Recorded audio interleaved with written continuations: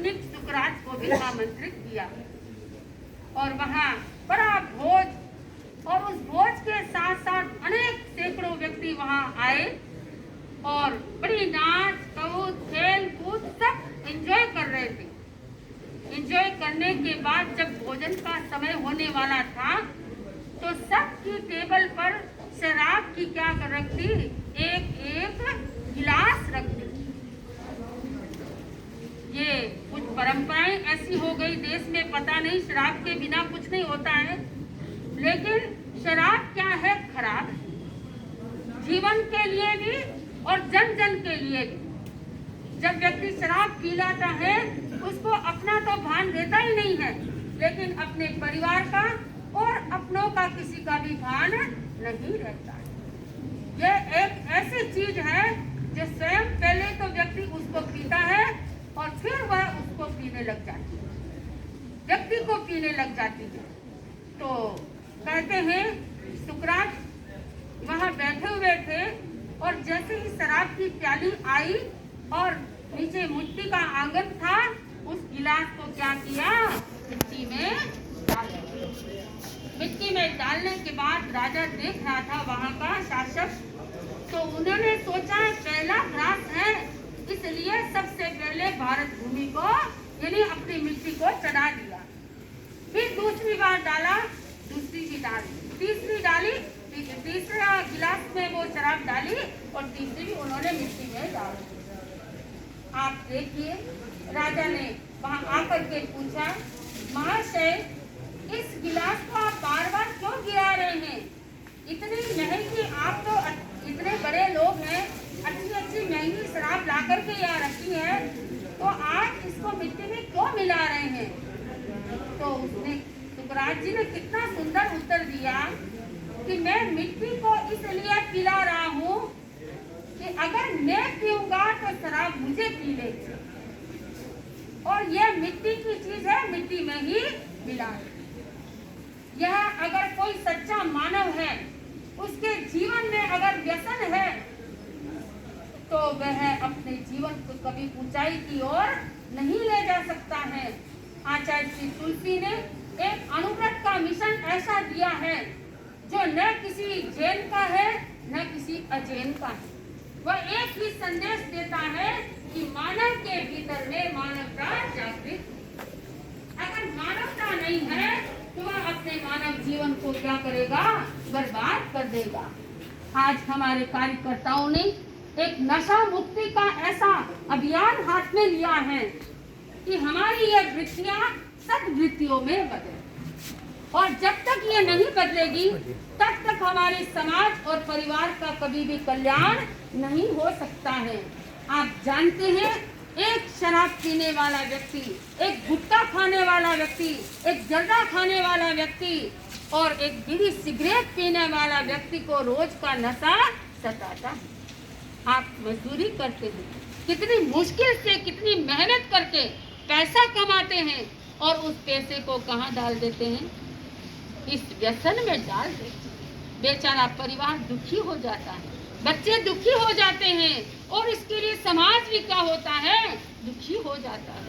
पर जब आप इस रास्ते को छोड़ करके और अगर अपनी आत्मदर्शन में जाएंगे तो अनुव्रत का एक संदेश है कि अनुव्रतों का यह संदेश, व्यसन मुक्त हो सारा देश, यानी ये देश हमारा है और हम किसके हैं, देश के हैं, और देश के प्रति हमारी वफादारी है कि हमारा देश अच्छाइयों की ओर मुड़े, अच्छाइयाँ उसके जीवन में आए, तो यहाँ आने की कोई जरूरत ही नहीं होती।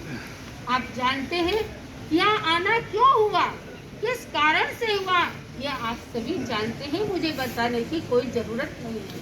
फिर भी कोई बात नहीं, लेकिन हम एक ऐसी भावना भाई, एक ऐसा संकल्प करें और एक ऐसा दृढ़ नियम लें कि आज के बाद मैं किसी प्रकार का व्यसन नहीं करूंगा, किसी प्रकार का अपराध नहीं करूंगा, किसी प्रकार की गलती नहीं करूंगा।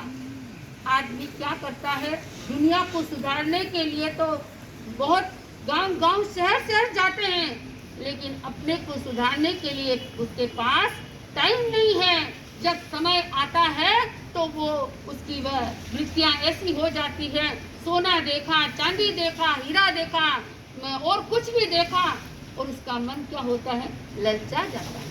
पर यह लालच क्या है, सबसे बुरी बलाएं है और यही हमारे जीवन को पतन की ओर ले जाने वाली है। मुझे याद आ रहा है कि अगर कोई व्यक्ति अपने जीवन में व्यसन करता है, नशा करता है, उसको कितनी कितनी हानियां भोगनी पड़ती है। आज आप बैठे हैं, क्या आपका मन खुश है? आप मुझे बताइए, खुश है? नहीं है। क्यों? क्योंकि आप अपने परिवार से दूर हैं, अपने बच्चों से दूर हैं, अपने घर वालों से दूर हैं। अगर थोड़ा सा अपराध नहीं करते, मान लो कभी कभी निरपराध भी इधर आ जाता है, तो कहते हैं थोड़े से अपराध के लिए हमें कितने कर्म भोगने पड़ रहे हैं। आदमी बीज बोता है इतना सा और वृक्ष बनता है बड़ा, तो वो बीज की सजा किसको भोगनी पड़ी है? अपने को भोगनी पड़ रही है। इसलिए आप ये अनुवृत्ति जो हमारा व्यसन चल रहा है अभियान, कि हर व्यक्ति व्यसन मुक्त बने, हर व्यक्ति अपनी मानवता को जागृत करे, हर व्यक्ति अपनी सत्यता को जागृत करे और हर व्यक्ति संयमी बने। आपने सुना, संयममय जीवन हो। अगर संयम हमारे जीवन में आ जाता है तो हम तो देखते हैं, हम जहाँ भी जाते हैं, कभी सोने के शोरूम में जाते हैं, कभी चांदी के शोरूम में जाते हैं, कभी हीरे के शोरूम में जाते हैं, लेकिन एक क्षण के लिए भी नहीं आता है कि हम कोई ले लें, क्योंकि हमने सब कुछ छोड़ दिया।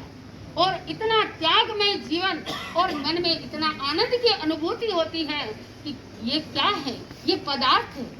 ये पदार्थ कभी सुख देने वाले नहीं हैं। सुख देने वाली है हमारी आत्मा, हमारी मानवीय वृत्ति और हमारा जीवन, अच्छा जीवन, अच्छी वृत्तियां हमें शांति दे सकती है, हमारे मन को क्या कर सकती है, प्रसन्न कर सकती है।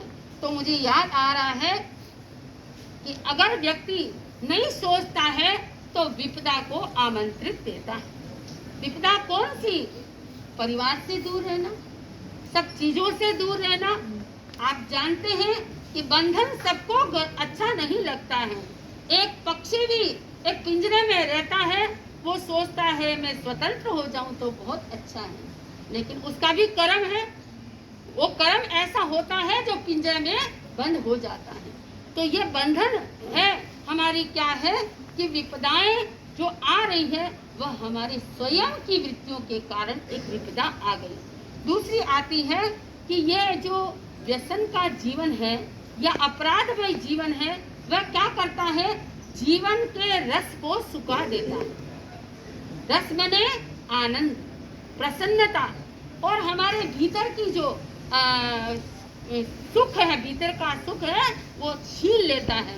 और आगे आता है कि जिस समय व्यक्ति अपराध करता है उस समय उसके पास प्रकाश नहीं रहता है, अंधकार आ जाता है और अंधकार में वह बुरी वृत्ति का प्रयोग कर लेता है। और आगे आता है करणीय और अकरणीय को भूल जाता है कि मेरे लिए क्या करना उचित रहा है। और जिस समय व्यक्ति बेभान हो जाता है, वह अपनी